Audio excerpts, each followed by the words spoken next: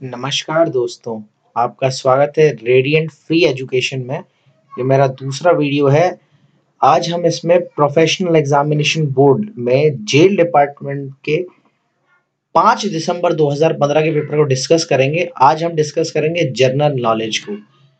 ठीक है, हम पहला आज क्वेश्चन लेते हैं। पहला क्वेश्चन क्या है? मध्य प्रदेश की जलवायु है। तो मध्य प्रदेश की जलवायु मानसूनी प्रकार की जलवायु है। देखो ड्राई क्लाइमेट, जैसे सेकंड ऑप्शन देखें ड्राई क्लाइमेट। हमारा मध्य प्रदेश कोई राजस्थान जैसा नहीं है जहां पर रेती हो, रेत वगैरह हो, इसलिए वह शुष्क क्लाइमेट तो हो नहीं सकता। हॉट एंड ड्राई क्लाइमेट, ना ही मध्य प्रदेश में बहुत ज्यादा गर्मी पड़ती ना बहुत ज्यादा ठंड पड़ती है, इस वजह से ये वाला तो हो ही नहीं सकता।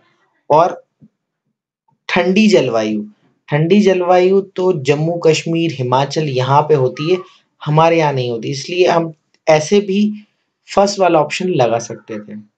नेक्स्ट क्वेश्चन देखते हैं। नेक्स्ट क्वेश्चन है, भारत की प्रथम पेपर मिल कहाँ है? तो भारत की पहली पेपर मिल नेपानगर में, ये बुरहानपुर जिले में आता है और ये एमपी और महाराष्ट्र की बॉर्डर के पास में है। ओके, नेक्स्ट क्वेश्चन लेते हैं। क्वेश्चन नंबर 3, गलत उत्तर चिन्हित करें। पहला ऑप्शन है मध्य प्रदेश विधानसभा एंग्लो इंडियन के लिए एक सीट आरक्षित है। हाँ बिल्कुल सही है, बिल्कुल सही बात है। मध्य प्रदेश में एक सीट एंग्लो इंडियंस के लिए होती है। दूसरा है मध्य प्रदेश की पुलिस के प्रथम महानिदेशक बीपी दुबे थे। हाँ बिल्कुल सही है, मध्य प्रदेश के पहले पुलिस महानिदेशक बीपी दुबे थे। तीसरा है केंद्रीय सशस्त्र बल अधिनियम मध्य प्रदेश में लागू नहीं है। गलत, यहाँ मध्य प्रदेश में सशस्त्र बल अधिनियम लागू है, तो ऑप्शन सी सही होगा। मतलब हमें बताना था गलत, तो गलत ऑप्शन इसमें से option number C, central arm force यानी केंद्रीय सशस्त्र बल अधिनियम मध्य प्रदेश में लागू है, ये गलत है। नेक्स्ट क्वेश्चन देखते हैं। क्वेश्चन नंबर 4 क्या कह रहा है? भारतीय संग्रहालय किस शहर में है? Indian museum is located in which city? तो ये भाई कोलकाता में है, तो पहला ऑप्शन हमारा सही हो जाएगा, कलकत्ता। अगला क्वेश्चन क्या बोल रहा है? दीन दयाल रोजगार योजना का उद्देश्य, ऑप्शन चेक करते हैं हम। असंगठित क्षेत्र के बेरोजगार श्रमिकों को रोजगार के अवसर प्रदान करना, नहीं गलत है ये। शिक्षित बेरोजगारों को रोजगार के अवसर प्रदान करना, नहीं ये भी गलत है। तीसरा ऑप्शन देखते हैं, पलायन किए बेरोजगार व्यक्तियों को रोजगार के अवसर प्रदान करने के लिए, तीसरा ऑप्शन सही हो जाएगा इसमें, शिक्षित बेरोजगारों को अवसर प्रदान करने के लिए है सीएम। छठवां क्वेश्चन ले लेते हैं। जो बंदरगाह विभाजन के बच्चे के रूप में जाना जाता है, ऑप्शन देखते हैं, मुंबई, कांडला, कोची, मैंगलोर। देखो मुंबई पोर्ट मुंबई में है, कांडला जो पोर्ट है वो गुजरात में है, कोचिन पोर्ट भी कोची में है, मैंगलोर भी मैंगलोर में है। तो जो कांडला जो ये जो पोर्ट है, ये जब हमारा देश पाकिस्तान से अलग हुआ था, पार्टीशन हुआ था, जब हमारा विभाजन हुआ था, तो हमारे पास कांडला पोर्ट आ गया था, ठीक है, गुजरात का, इसलिए इसे विभाजन के बच्चे के रूप में भी जाना जाता है। नेक्स्ट क्वेश्चन, अगला क्वेश्चन है, पश्चिम में भारत का अंतिम बिंदु। तो पश्चिम में वैसे तो आखिरी बिंदु हम द्वारका को बोलते हैं, पर इसके हिसाब से धुआरा मोटा का पश्चिम गुजरात, ये जो जगह है ये पश्चिमतम बिंदु हो रहा है। जैसलमेर राजस्थान तो नहीं होता है, अहमदाबाद तो गुजरात के बीच में ही आता है, और इलाहाबाद तो फिर वेस्ट में है ही नहीं, है ना, तो पहला ऑप्शन सही हो जाएगा। नेक्स्ट क्वेश्चन देखते हैं। क्वेश्चन 8 क्या कह रहा है? दादा साहेब फाल्के पुरस्कार किस क्षेत्र में योगदान के लिए दिया जाता है? तो भाई दादा साहेब फाल्के जो थे वो एक फिल्म मेकर थे, यानी कि सिनेमा से रिलेटेड थे, रिसर्च से तो बिल्कुल नहीं थे, डिफेंस से तो कतई नहीं थे, और साहित्य से भी नहीं थे। वो पिक्चर बनाते थे, वो एक डायरेक्टर थे, तो सही ऑप्शन होगा हमारा cinema. Okay, next question, question number 9, ये क्या कह रहा है?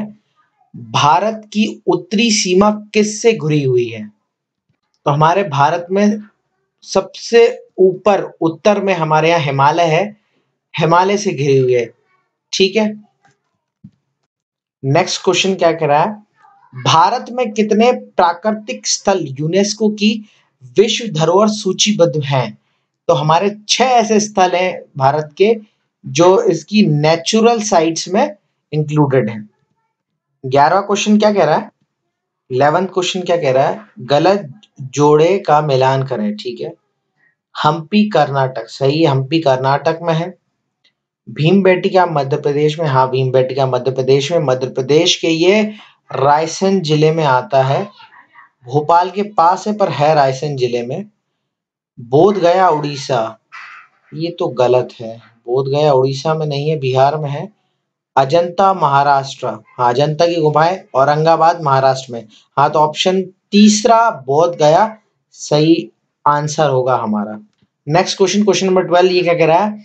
जहां वायुसेना अकादमी स्थित है, क्वेश्चन है जहां वायुसेना अकादमी है, इंग्लिश में लिखा है where is the air force academy located. जहां की जगह कहाँ लिखना चाहिए था, कहाँ वायुसेना अकादमी है। पेपर वाले भी गलती कर देते हैं, चलिए कोई बात नहीं। महाराष्ट्र में बिल्कुल भी नहीं है, तमिलनाडु में भी वायुसेना की अकादमी नहीं है, कर्नाटक में भी नहीं है। Next option Telangana, right, Telangana में है। अगला क्वेश्चन है क्वेश्चन नंबर 13। 13 क्या कह रहा है? प्रथम आंग्ल सिख युद्ध के दौरान भारत के गवर्नर जनरल कौन थे? तो ये सर हेनरी हर्नॉट थे, सॉरी सर हेनरी हॉर्डिंग थे। स्पेलिंग ये गलत है, हॉर्डिंग ऐसे नहीं लिखते हैं, sir Henry Harding. Next question क्या कह रहा है? क्वेश्चन नंबर 14 क्या कह रहा है? स्वामी दयानंद सरस्वती का मूल नाम क्या था? स्वामी दयानंद सरस्वती का मूल नाम था मूलाशंकर, मूलाशंकर नाम था उनका।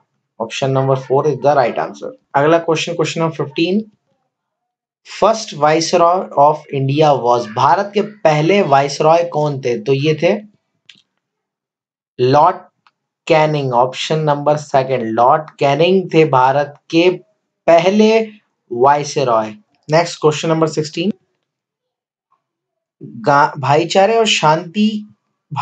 और शांति के महात्मा गांधी के दर्शन करने के लिए एक श्रद्धांजलि के रूप में संयुक्त राष्ट्र महासभा 2 अक्टूबर को उनके जन्म दिवस की घोषणा की। किसके रूप में करते हैं ये पूछा जा रहा है। तो गांधी जी का जन्मदिन शांति और अहिंसा का अंतर्राष्ट्रीय दिवस के रूप में 2 अक्टूबर को मनाया जाता है। नेक्स्ट क्वेश्चन नंबर 17, संयुक्त राष्ट्र महासभा ने युगांडा, मिस्र, सेनेगल, यूक्रेन और जापान को निर्वाचित किया है। इन्होंने इसको निर्वाचित किया था स्थायी सदस्य यूएनएससी का। ये क्वेश्चन जीके का नहीं है, ये जीएस का क्वेश्चन है। आपको एक चीज बता दूं, व्यापम आजकल जीके के साथ साथ जीएस के क्वेश्चन, मतलब जनरल स्टडीज, यानी कि हम कह सकते हैं जनरल अवेयरनेस, जो आजकल चल रहा है, रोजमर्रा में जो चीजें हो रही हैं उसके बारे में भी पूछने लगा है। तो आपको बहुत ध्यान रखना है आजकल क्या चल रहा है। और ये ज्यादा पुराना नहीं पूछ रहा है, मात्र 2 या ज्यादा से ज्यादा 3 महीने पुराना, और ज्यादा फोकस ये कर रहा है एग्जाम की डेट से 1 या 1.5 महीने पहले का जो डाटा उस पर ज्यादा फोकस कर रहा है। तो ज्यादा स्कोर करने के लिए आप लोग करंट अफेयर्स जरूर पढ़ लें, क्योंकि 2-4 क्वेश्चन तो डेफिनेटली ही आने वाले हैं।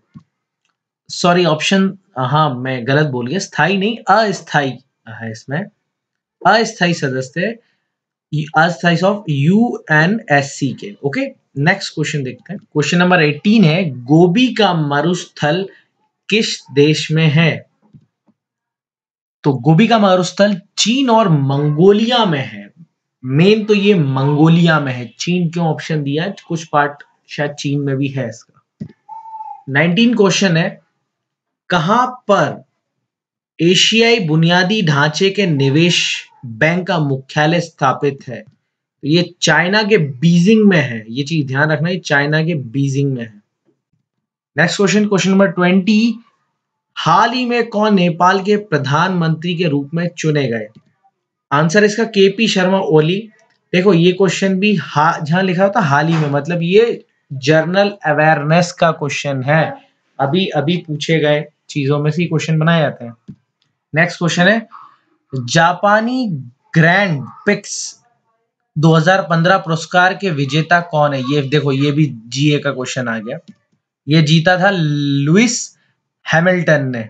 ठीक है, ये क्वेश्चन हमें याद अब नहीं रखने क्योंकि ये उस समय का जीए था, पर हमें इस समय के जीए जो अभी 1-2 महीने का जीए है वो हमें बहुत अच्छे से याद करना है क्योंकि वो जरूर आएगा, पिछली बार भी आया था और लगातार व्यापम में होने वाले हर एग्जाम में अब वो जीएस पूछने लगा, यानी जर्नल अवेयरनेस के क्वेश्चन डालने लगा। तो आपको वो बहुत ही ध्यान करके पढ़ने हैं क्योंकि वो आने ही वाले हैं। ओके, क्वेश्चन नंबर 22 क्या कह रहा है? किसान दिवस को मनाया जाता है, मतलब किसान दिवस किस दिन मनाया जाता है? तो किसान दिवस मनाया जाता है 23 दिसंबर को। 23 दिसंबर को मनाया जाता है किसान दिवस। अगला क्वेश्चन, क्वेश्चन नंबर 23, प्रधानमंत्री नरेंद्र मोदी ने हाल ही में, देखो ये भी है, फिर से जीएगा क्वेश्चन, नई दिल्ली में विज्ञान भवन से दूरदर्शन के किसान केंद्रित चैनल डैश का शुभारंभ किया। 24 घंटे के चैनल में किसानों से संबंधित मुद्दों के बारे में जानकारी प्रसारित की जाएगी। तो चैनल का नाम क्या है? कृषि सेवा, डीडी फसल, डीडी किसान, डीडी दर्पण। तो डीडी जो किसान है उसको 24 घंटे का चैनल, इस पे क्या नाम, किसान के से संबंधित मुद्दों के बारे में जानकारी दी जाएगी। ओके, नेक्स्ट है क्वेश्चन नंबर 24, भारतीय संविधान का मसौदा पूरा किया गया, मसूदा मतलब कंप्लीट, ड्राफ्ट कब कंप्लीट किया गया था इसका? ये किया गया था 26 नवंबर 1949 को। ये 26 नवंबर 1949 को किया गया था, ये चीज ध्यान करें। 26 जनवरी 2050 को तो ये लागू हो गया था। ओके, 25वां नंबर क्वेश्चन, संविधान सभा के निर्वाचित अध्यक्ष थे राजेंद्र प्रसाद, पर अगर पूछा जाए कि पहले चेयरमैन कौन थे तो वो थे सच्चिदानंद सिन्हा। वो सिर्फ 2 दिन के लिए रहे थे और उनको बनाया गया था सबसे ज्यादा सीनियर मेंबर के हिसाब से। ओके, पर उन्हें 2 दिन बाद ही हटा दिया गया और राजेंद्र प्रसाद को इलेक्ट करके बनाया गया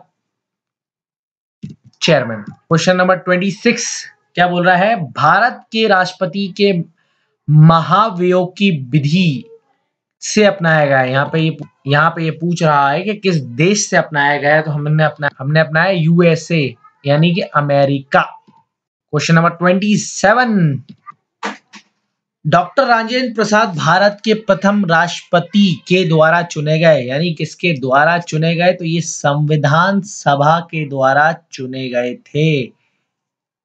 तब चुनाव नहीं हुए थे तो पीपल ऑफ इंडिया तो हो नहीं सकता, निर्वाचन मंडल बना नहीं था, संविधान ही बना था, इसलिए संविधान सभा ने उनको चुना था। नेक्स्ट है, who was the author of India my dreams, यानी कि मेरे सपने भारत, मेरे सपनों का भारत के लेखक कौन है? तो इनके लेखक थे खुद गांधी जी, यानी कि Mohandas Karamchand Gandhi. Option second is the right answer. Question number 29 क्या कह रहा है?